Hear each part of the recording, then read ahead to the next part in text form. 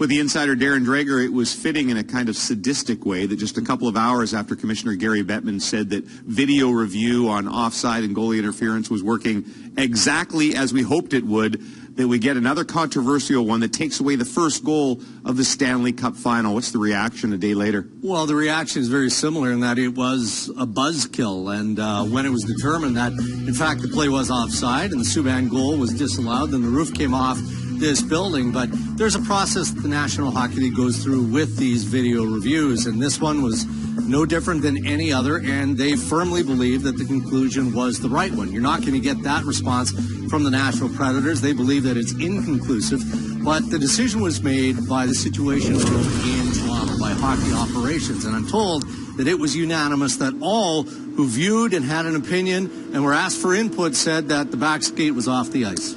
Most fans hate this thing. I know a lot of people in hockey hate this thing. Is there a chance that they change it somehow?